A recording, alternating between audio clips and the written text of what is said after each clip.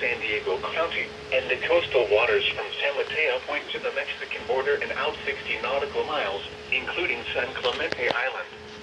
A test signal was broadcast to test the public warning system. The test is normally conducted between 10 a.m. and noon each Wednesday, weather permitting. The signal was also used to test the activation and emergency readiness of the Skywire network of radio operators.